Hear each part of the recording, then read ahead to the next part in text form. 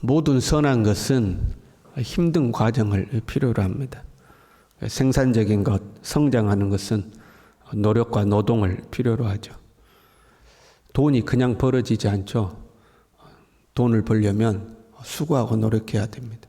무언가를 생산해내려면 고생하는 거죠. 아이들이 공부를 잘하려면 고생해야 됩니다. 그냥 가만히 앉아있는데 공부되는 거 아니죠. 공부하기 싫고 게을러지는 자기를 끌어다가 책상에 앉혀서 머리를 싸매고 공부를 해야 실력이 성장하는 거죠.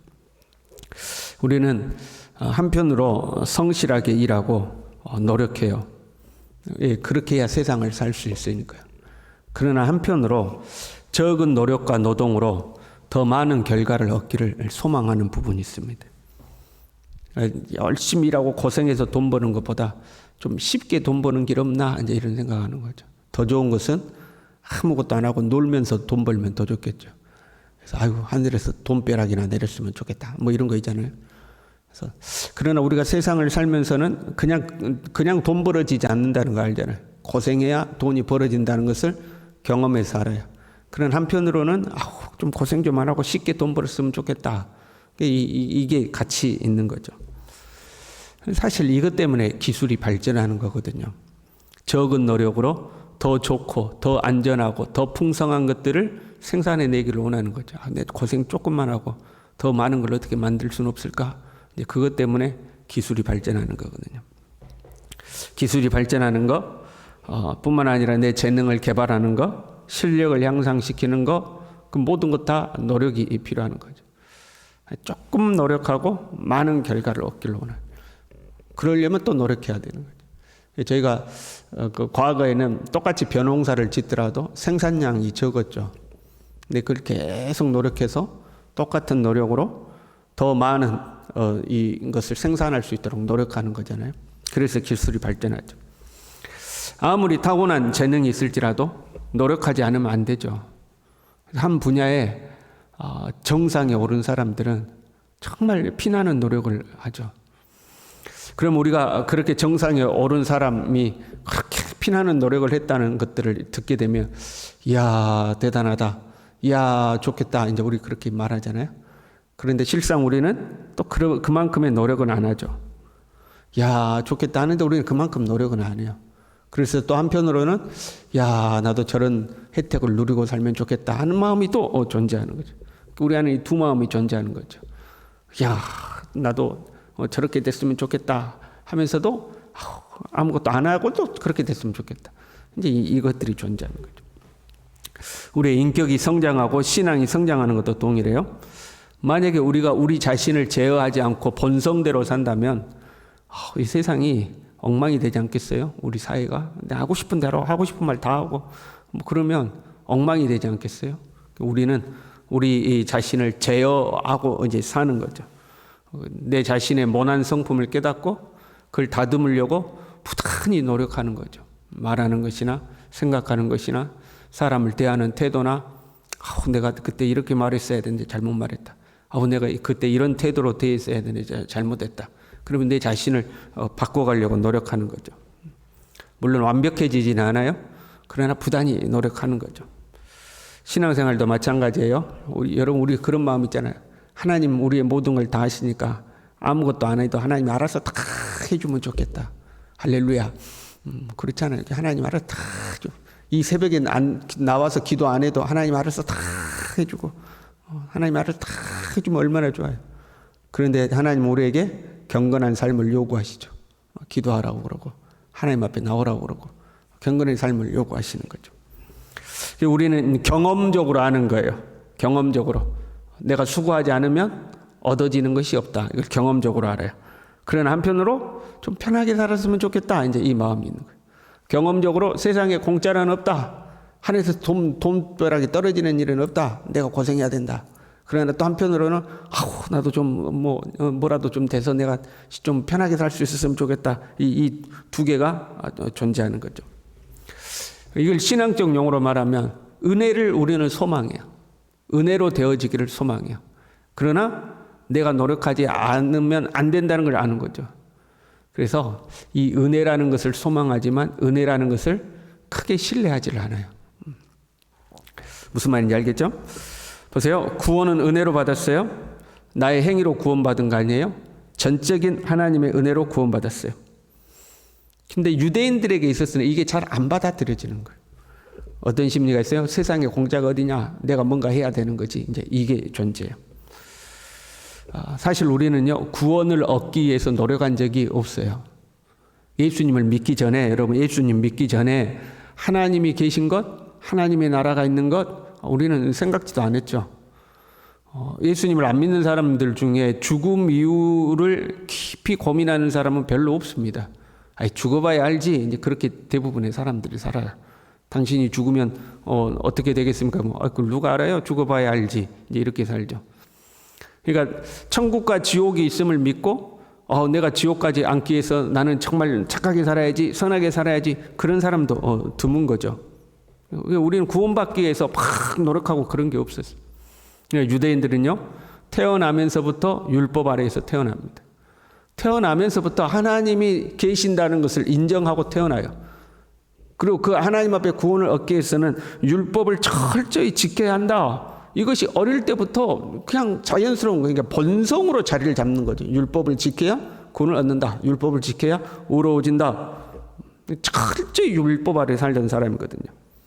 그러다가 예수님의 복음을 받았어요. 여러분 얼마나 기쁘고 감사하겠어요. 너의 행위로 말미암지 않고 하나님의 은혜로 구원받는 거다. 예수님을 믿을 때 죄와 사망의 법에서 네가 해방되었다. 너에게는 더 이상 정죄함이 없다. 얼마나 기쁘겠어요. 근데 그때 뭐가 작동해요? 세상에 공짜가 어딨어? 이 심리가 작동을 하는 거예요. 유대인들은 더 심한 거예요. 태어나면서부터 율법 아래 태어났기 때문에 그게 더 심하게 작동을 해요. 우리가 안 믿는 사람들에게 전도하다 보면 간혹 그런 분들 있죠. 에이, 믿기만 하면 천국에 가요? 에이, 그러면 내 마음대로 살다가 죽기 전에 믿는다고 하면 되겠네? 복음을 빚고 와서 하는 이야기죠. 그래서 어떻게 믿는다고 천국에 갑니까? 안 믿어진다는 거죠. 사람이 그래도 뭔가 착한 일을 한다거나 사람이 그래도 뭔가를 해야 그래도 천국이라는 데를 가는 거지 믿기만 하면 된다고 해야 에이, 아니야. 이제 이런 소린 거죠. 지금 갈라디아 교회에 율법주의 이단들이 들어왔어요. 믿기만 하면 되는 것이 아니라 율법을 지켜야 한다. 여러분, 믿기만 하는 게 쉬워요? 율법 지켜야 되는 게 쉬워요? 믿기만 하면 쉽잖아요. 그런데 그냥 은혜로 구원받는다. 그거 좋아. 쉽고 좋은 것 같아요. 그런데 아니야. 행함이 있어야 돼. 그것이 더 타당한 것 같아요. 우리는 은혜를 소망하지만 은혜를 쉽게 못 믿어요. 아이, 그래도 내가 뭔가 해야 되는 거 아니야? 아이, 그래도 내가 뭔가 해야지. 그게 우리에게 익숙해 있는 거죠. 그러니까 예수님 믿음으로 구원받는다 그랬더니 할렐루야 하고 받아들였단 말이에요. 그런데 이단들에 가고 야, 믿는 것 같고만 안 돼. 그래도 네가 뭔가 해야지. 율법을 지켜야지 야, 구원을 받는 거지. 그 말이 더 타당하게 들리는 거죠. 왜? 우리의 삶에서 우리는 그렇게 경험하고 살기 때문에 그래요. 1절에요. 어리석도다 갈라디아 사람들아. 어리석다는 것. 예수 그리스도께서 십자가에 못 박히신 것이 너희 눈앞에 밝히 보이거늘 누가 너희를 깨드냐. 지금 율법주의 이단에 흔들리는 갈라디아 교인들에게 바울이 첫 번째로 제시하는 게 뭐냐면 예수 그리스도의 십자가였어요. 야, 너희의 행위에 의해서 경험적으로 알아진 지식 말고 예수 그리스도의 십자가를 보라는 거예요. 그럼 우리가 신앙생활 하다가요, 혼란스럽고 헷갈리면요, 예수 그리스도의 십자가의 시선을 고정해야 돼. 행위라는 것은 내 자신에게 시선을 고정시키는 거예요. 내가 무엇을 했냐 하는 거죠. 그러나 예수 그리스도의 십자가에 우리가 시선을 고정해야 되죠. 그 예수님께 시선을 고정한다는 것은 무슨 의미냐면 나의 행위로 구원을 받는다면 예수님은 왜 죽었냐 그 말이에요. 야, 네가 율법을 지켜서 구원받는다면 예수님은 왜 죽었는데 십자가에 왜 매달렸는데 그런 거죠. 신천지가 뭐라고 그래요? 말씀의 해석을 알아야 구원을 받는다고 그래요. 그럼 똑같은 거예요. 그러면 예수님은 왜 죽었냐 이 말이에요.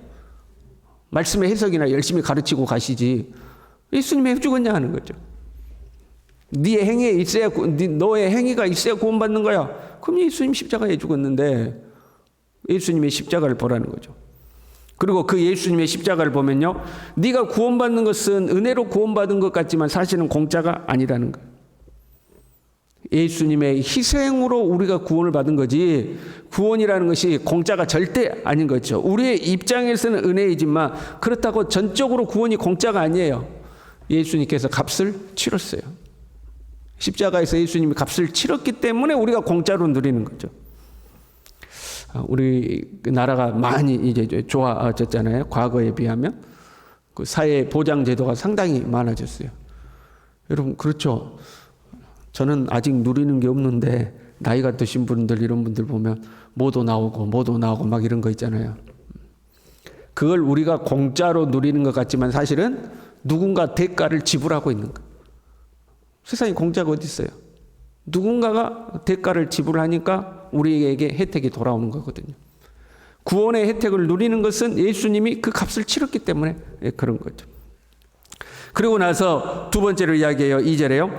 너희가 성령을 받은 것이 율법의 행위로냐 혹은 듣고 믿음으로냐. 믿음으로 구원을 받는다는 것은 진리죠. 그 진리가 경험되어지는 것이 성령이에요. 믿음으로 구원을 받는다는 것은 이론적 진리예요. 그 진리가 우리의 삶으로 체득되는 것은 성령인 거죠. 진리에 있어서 구원을 얻는 것도 예수님을 믿음으로 했어요. 그리고 그 진리가 경험되어지는 것도 믿음으로 된 거 아니냐? 너희들이 율법 지켜서 성령 받았냐?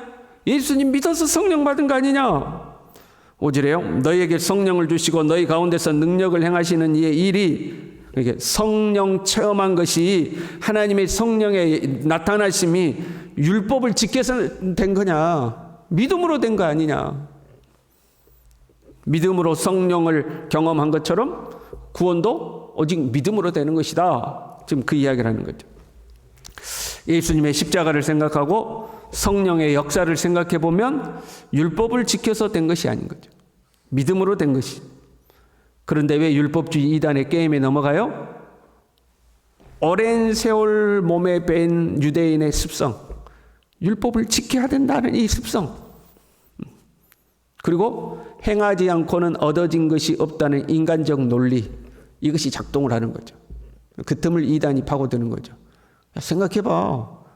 야, 행하지 않고 얻어지는 것이 어딨냐. 네가 뭔가 행해야지. 그 유대인들에게는 율법을 지켜야지. 그래야 네가 구원을 얻는 거야. 하고 이제 그게 이제 더 설득력 있게 다가오는 거죠.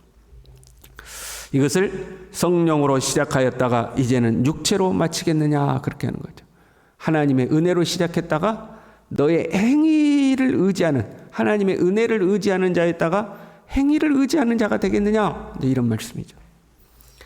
우리는 유대인과는 조금 다른 경험을 해요. 율법 아래 태어나지 않았기 때문에 그렇죠.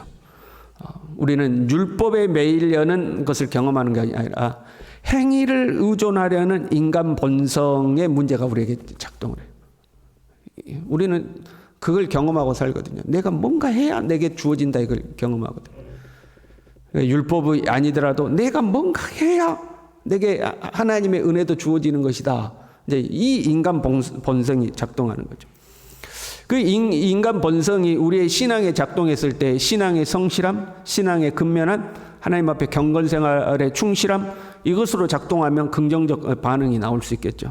그런데 하나님의 은혜, 나 그건 모르겠고 내가 살아보니까 어차피 내가 노력해야 되는 거지 하나님의 은혜는 별로 모르겠고, 신앙생활을 하면 할수록 그렇게 변해가요.